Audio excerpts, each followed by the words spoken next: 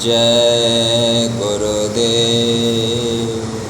जय गुरुदेव नाम किसका प्रभु का पावन नाम। जय गुरुदेव।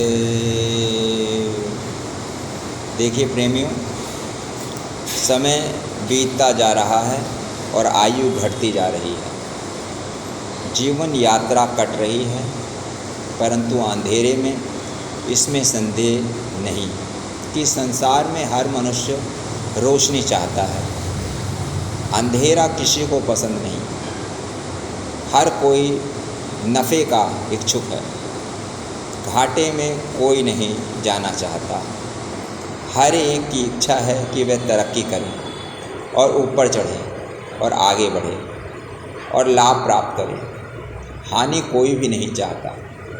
हर एक की अभिलाषा है कि उसे रोशनी मिले, जिसके सहारे वह सही मार्ग पर चल सके। हर मनुष्य सुखी रहना चाहता है। दुख स्वाभाविक ही उसकी पसंद नहीं। ये तो है मनुष्य की इच्छाएं, परंतु देखने में ये आता है कि इच्छाएं उसके पूरी नहीं हो रही।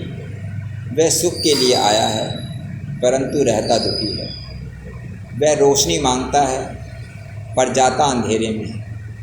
वह लाभ चाहता है, पर हो हानि जाती है। ये ऊपर चढ़ना चाहता है, लेकिन गिरता नीचे है। कारण उसका यह है कि ये सारी बातें उसको अपनी समझ से बाहर हैं। इन सारी बातों को उत्तर आपको हम देंगे।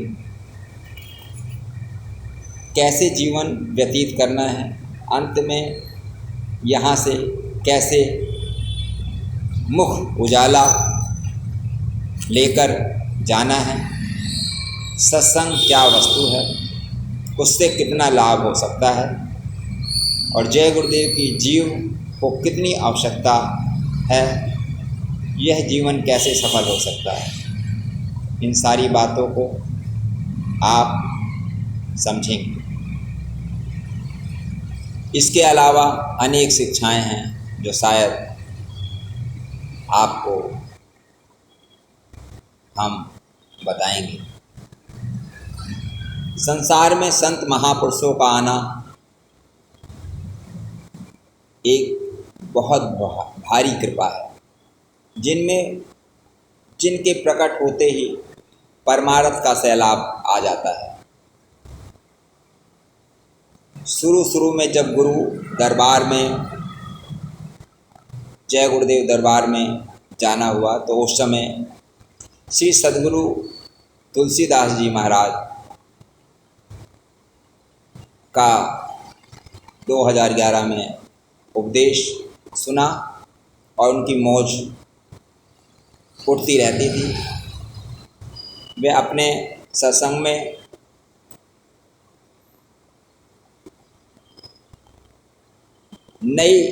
नई चीज़ें बताया करते थे। अगर आप किसी अनाथ गरीब को 1 रुपया देते हैं तो वह बहुत कुछ समय के लिए सुखी हो जाएगा, और अगर आप किसी को 10 रुपये देते हैं तो वह उससे अधिक समय के लिए सुखी हो जाएगा। अगर आप किसी को 100 रुपये देते हैं तो वह उससे भी अधिक समय तक के लिए सुखी हो सकता है। किंतु सांसारिक धन को सहायता से वह केवल कुछ समय के लिए शारीरिक सुख ही हासिल कर सकता है, मानसिक नहीं। परंतु यदि आप उसे सदा के लिए सुखी देखना चाहते हैं तो उसे परमार्थ में लगा दीजिए, क्योंकि परमार्थ सदा सुख रूप है।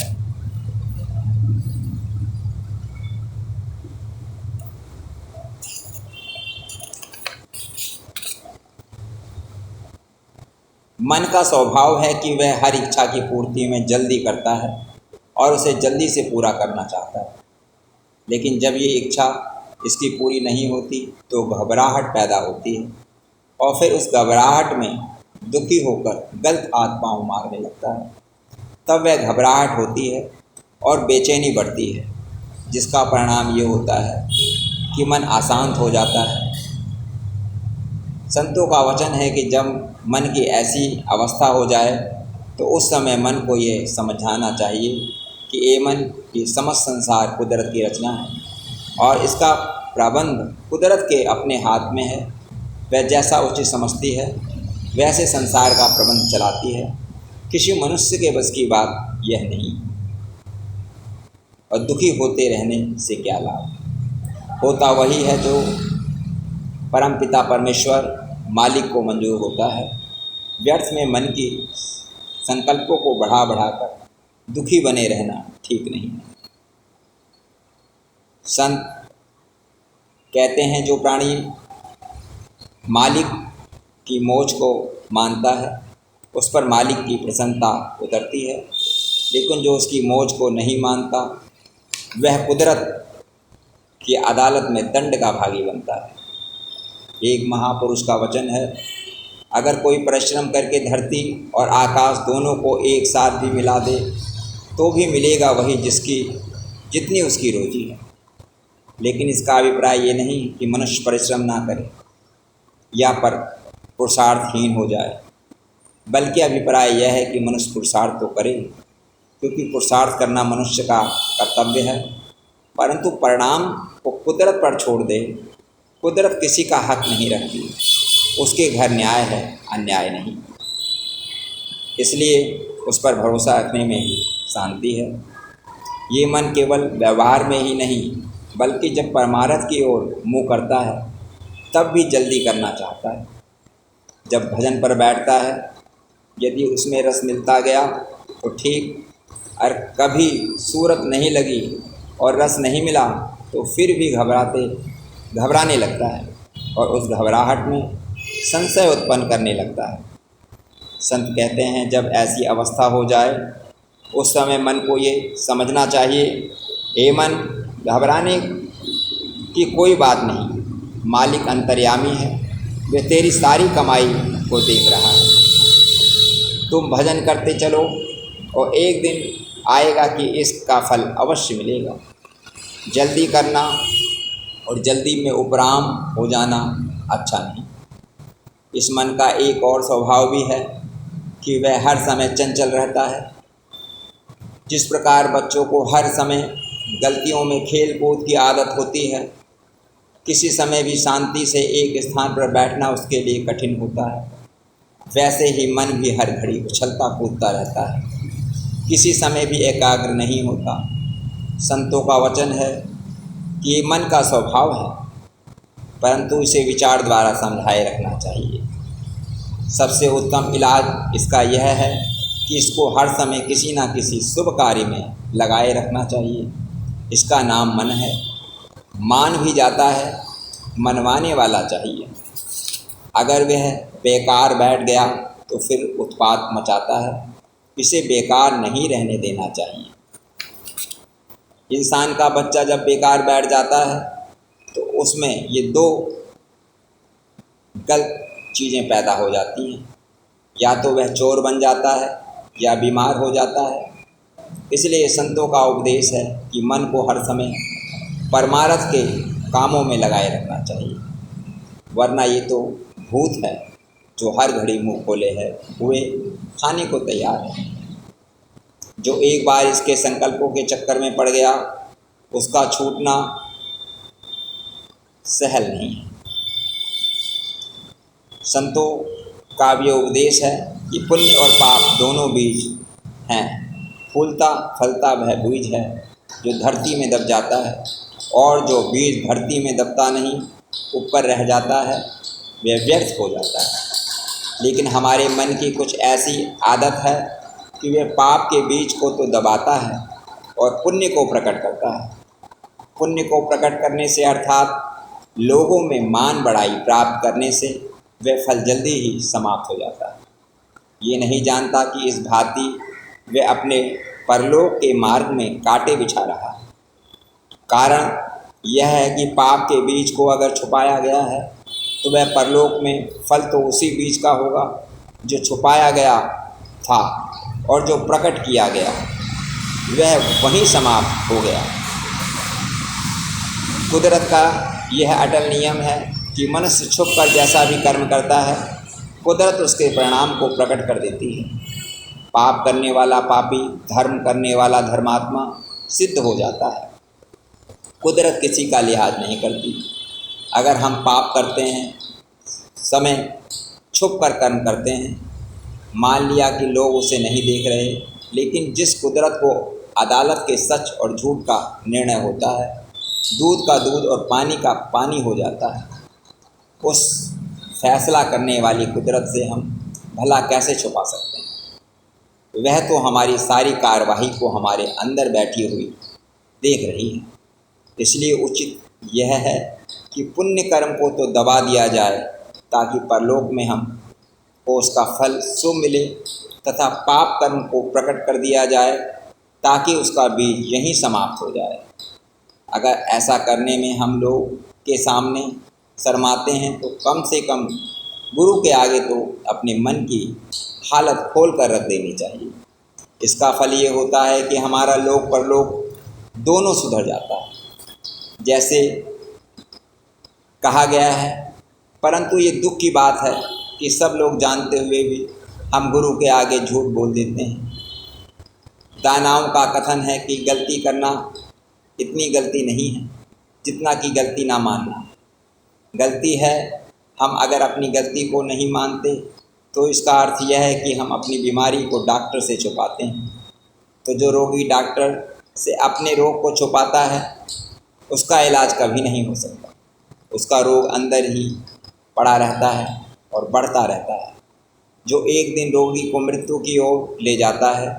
इसलिए मनुष्य को चाहिए कि वह झूठ, चोरी, निंदा आदि की बुरी आदतों से परहेज करे ताकि उसका मन तथा बुद्धि शुद्ध रह सके और परमार्थ बन सके। संतों का वचन है कि मनुष्य अपनी रूहानी भलाई को स्वयं नहीं जान सकता, उसको गुरु ही जानते हैं।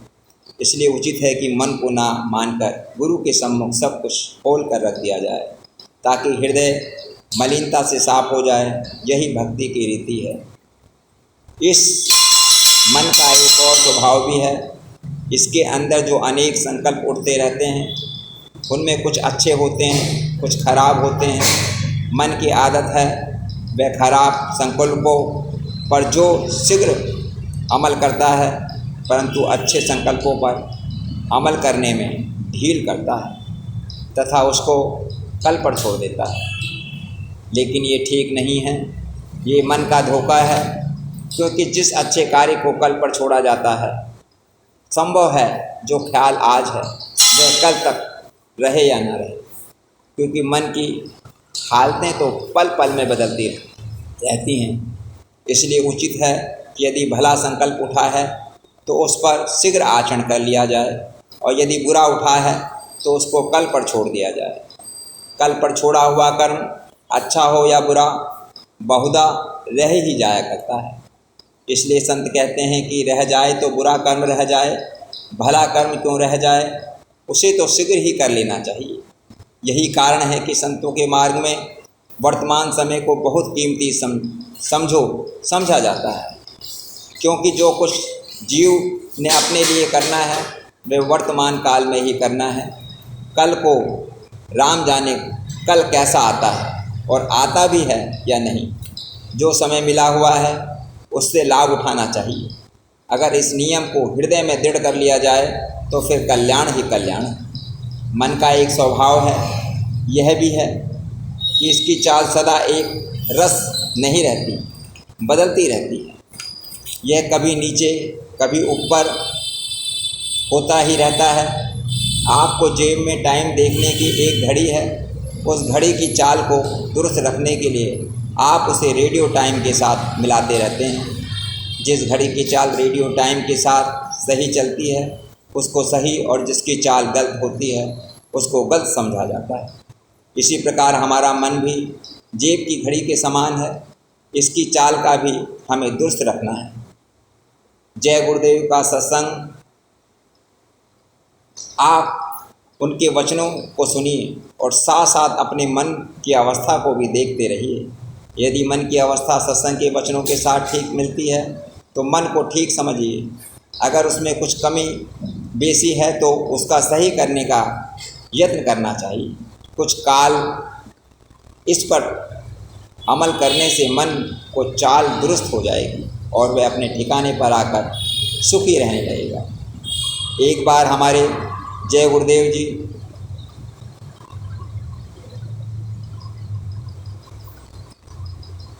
ऐसी अवस्था में, उसमें अगर आप अपना चेहरा देखना चाहें तो देख नहीं सकते। पानी में अपना रूप तभी साफ दिखाई दे सकता है जब पानी साफ होकर एक जगह पर ठहर जाए। ऐसे ही ये मन भी पानी के समान है।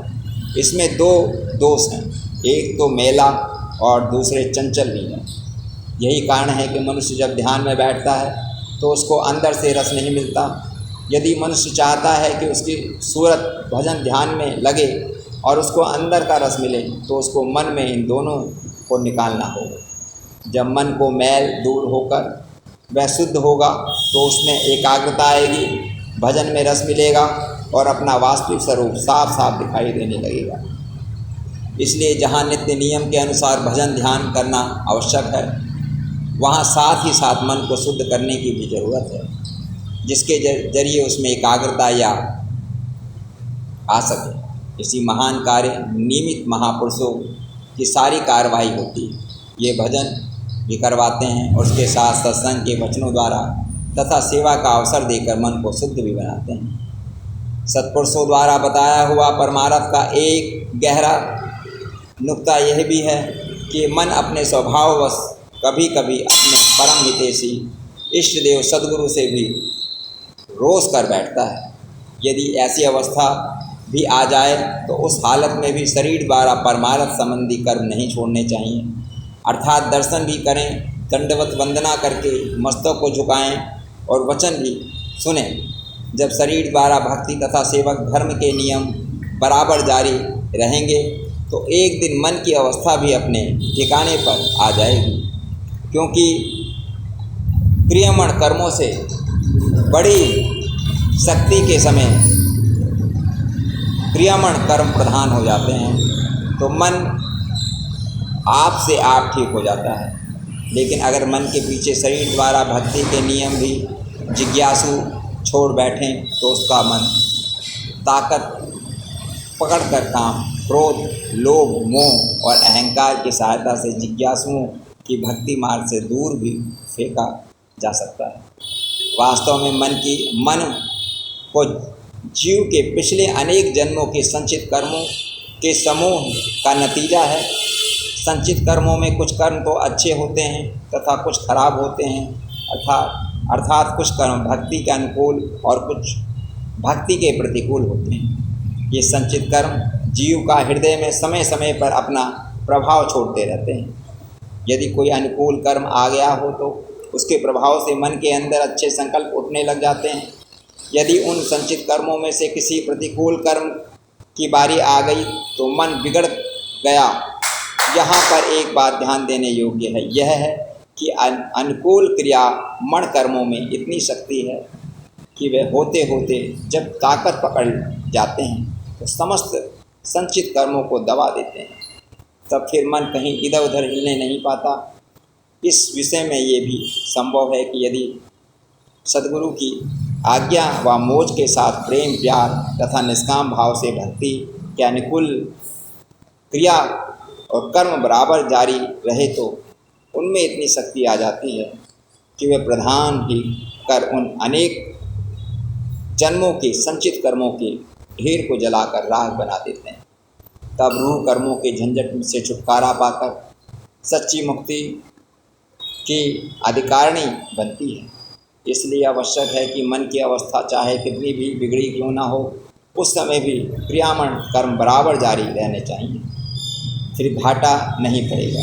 ये संतों का सिद्धांत है। ये मन एक समुद्र के सदृश है। जैसे समुद्र में अनेक लहरें उठती रहती हैं, वैसे ही मन रूपी समुद्र से अनगिनत संकल्प उठते रहते हैं। इस प्रसंग में तो केवल मन के कुछ ऐसे स्वभावों का वर्णन किया गया जो परमार्थ में हानिकारक हैं। सिद्धांत यह है कि मन रूह का शत्रु है तथा सदा रूह के हानि के प्रति सोचता रहता है। परमार्थी जीव को इसकी चालों के से सावधान रहना चाहिए और निरंतर सत्पुरुषों की संगति में आने की आदत डालनी चाहिए, ताकि सत्संग के प्रभाव से मन के अंदर के दुष्कर्मों का नाश होता जाए और श्रेष्ठ कर्मों का आदत पड़ जाए। इससे कुदरती तौर पर मन का स्वभाव बदल जाएगा और भजन भक्ति में लीन हो जाएगा, जिससे आत्मा कल्याण का कार्य भी सिद्ध हो जाएगा। शरीर रूपी रथ हैं, 10 इंद्रियां रूपी घोड़े हैं जो इस रथ के आगे जुटे हुए हैं। रूह इस रथ पर सवार है और जिसके पास बेवहा रूहानी खजाना है, और मन रथवान है जो इस रथ को अपनी मर्जी से चलाता फिरता है। ये एक ऐसी हालत चल रही है जैसे कोई चोर और डाकू का साथी खराब ड्राइवर किसी मालदार सेठ मुसाफिर को ये लालच देकर कि वह उसे सुरक्षित उसके घर पहुंचा देगा, अपनी गाड़ी में बिठा ले और घुमा फिरा कर गाड़ी को उस मार्ग पर ले जाए जिस मार्ग पर चोरों और डाकुओं का अड्डा हो, तथा वहां जाकर इशारा कर दे। तब चोर और डाकू उस मालदार सेठ को लूट भी लें और मार कर अधमरा करके छोड़ जाएं। इसी प्रकार ये हमारा मन रूपी रथवान भी हमारे साथ यही चाल चल रहा है। ये काम क्रोध लोभ आदि से मिला हुआ है और इन शरीर रूपी रथ को उसी मार्ग पर ले जाना चाहता है जहाँ काम क्रोध आदि चोरों का निवास है। जब हमारी रूह इस मन के हाथों चोरों के पास पहुँचती है तो वह इसे लूट भी लेते हैं तथा मारते भी हैं। इस भांति प्रतिदिन हमारी रूह का रूहानी खजाना चोरों के हाथों लूटा जा रहा है और रूह चोरों को मार खा कर दुर्लभ हो गई है। संत कहते हैं कि भाई, यदि तुम बचना चाहते हो तथा अपना माल भी बचाना चाहते हो तो उसके लिए एक ही युक्ति है कि गाड़ी ड्राइवर को बदला जाए, अर्थात इस मन से सीट खाली कराकर सद्गुरु देव को वहाँ विराजमान किया जाए।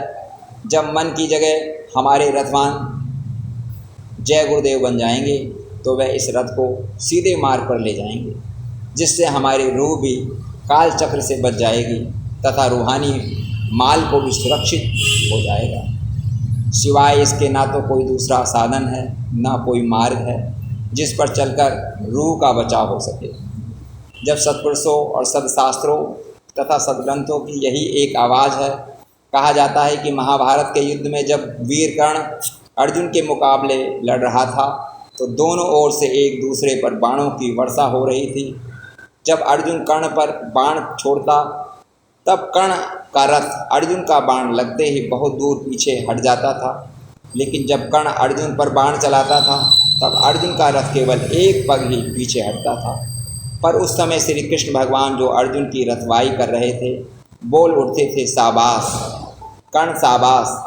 तब अर्जुन को संदेह हो गया, पूछता है, भगवान जब मैं बाण छोड़ता हूँ तब कर्ण का रथ बहुत पीछे जा हटता है, उस समय आप कुछ नहीं करते, परंतु जब कर्ण बाण छोड़ता है तो मेरा रथ केवल एक पग पीछे को हटता है, तो उस समय आप कर्ण को शाबाश देने लगते हैं। इसका कारण मुझे समझा कर कहिए। भगवान बोले, हे अर्जुन, तेरे रथ पर एक तो मैं बैठा हुआ हूँ और दूसरे तेरे रथ की ध्वजा पर हनुमान जी विराजमान हैं। इस भांति तेरे रथ पर दोनों अवतारों की शक्तियों का भार मौजूद है। फिर ऐसी दशा में भी जब वीर कर्ण तेरे रथ को हिला देते हैं तो तुम स्वयं भी समझ लो कि उसके अंदर कितनी शक्ति है। श्री भगवान के ऐसे वचन सुनकर अर्जुन का संदेह दूर हुआ और चरणों में गिरकर क्षमा मांगने लगा। क्योंकि अर्जुन के रथवान स्वयं भगवान थे, इसलिए जीव अर्जुन को ही होती है। किसी कवि का कथन है कि जब अर्जुन के हाथों वीर कर्ण बाणों को ताव ना लाकर घायल होकर अपने रथ से गिर पड़ा तो उस समय श्री कृष्ण महाराज से ना रहा गया। शीघ्र ही बोल उठे, अर्जुन आज केवल एक कर्ण ही नहीं मरा बल्कि इसके साथ लाखों घर भी उजड़ गए। ये कथा तब श्री भगवान और भक्त अर्जुन दोनों साधु के रूप में जहाँ कर्ण युद्ध भूमि में घायल पड़ा था गए और जाकर भिक्षा मांगी। ए वीर कर्ण, हम दोनों साधु भूखे हैं, तेरे नाम तथा शोभा सुनकर द्वार पर आए हैं। हमको भोजन चाहिए। तब कर्ण बोला, महाराज रणभूमि में क्या है, मेरे पास घर पर मेरे जाइए, पूर्ण हो जाए आपकी आस। साधु रूप भगवान बोले, मैं तो कहीं जा नहीं सकता क्योंकि बूढ़ा आदमी हूँ। यहाँ तक आने में ही शरीर में पीड़ा होने लगी है। हे राजा,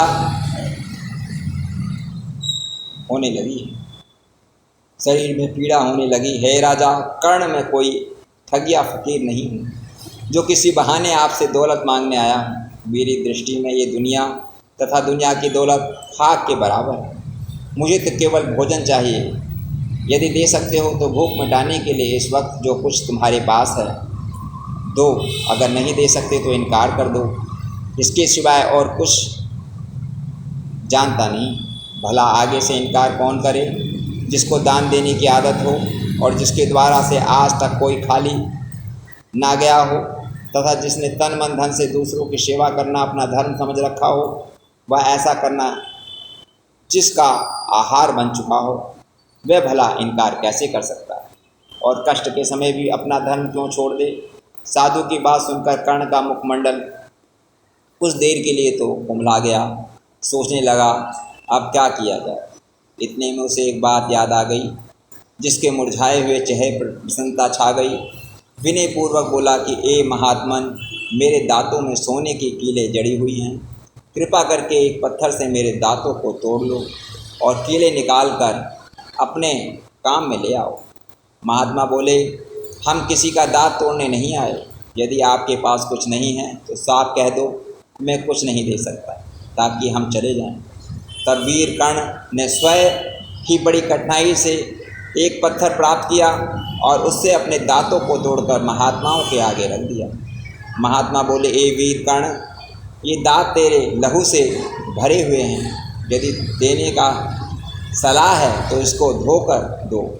हम लहू से भरे हुए दांतों को हाथ नहीं लगाते।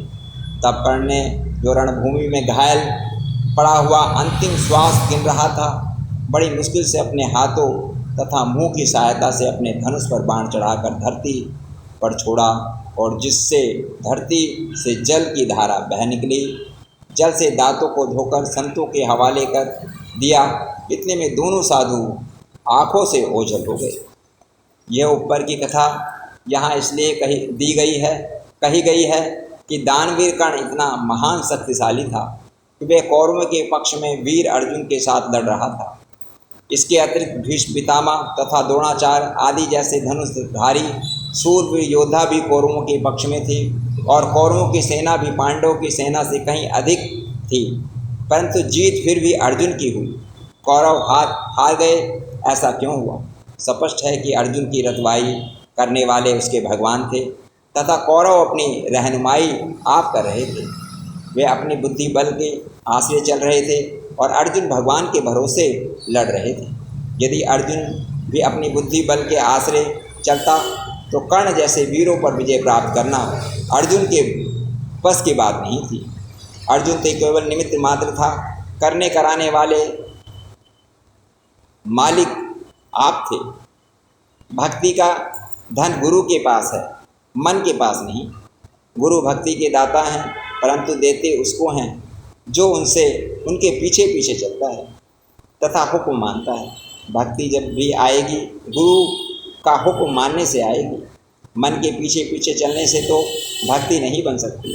लेकिन इस भेद को समझने वाले व्यक्ति संसार में बहुत कम मिलते हैं। साधारण लोग तो देखा देखी भेड़ चाल चलते हुए सब मन के पीछे पीछे जा रहे हैं। कहते हैं, एक फकीर अपने कुर्ते को साथ लिए हुए एक गांव से गुजर रहा था। एक आदमी ने उससे सवाल किया, फ़कीर साहब, आप अच्छे हैं या आपका कुत्ता? फ़कीर साहब ने उत्तर दिया कि ये कुत्ता मेरा हुक्म मानता है। अगर आप भी अपने मालिक का हुक्म माने तो इस कुत्ते से अच्छे हैं, वरना ये कुत्ता हम दोनों से अच्छा है। कैसे सुंदर पवित्र सच्चाई है, भरपूर तथा सीधे वचन हैं। ये कोई लगाव लपेट नहीं, कोई पेचीदगी नहीं, कोई स्वार्थ नहीं, कोई मान बढ़ाई नहीं। सीधे सरल और सच्चे वचन हैं। ऐसे वचनों का प्रभाव दूसरों पर क्यों ना पड़े, अवश्य पड़ता है। संत महापुरुष ऐसे ही वचनों और पवित्र स्वभाव तथा बर्ताव द्वारा जीवों को चिताते हैं तथा इसी सच्चाई के कारण लोग उनके आगे सिर झुकाए देते हैं, क्योंकि उनके वचन रूह की भलाई के लिए होते हैं।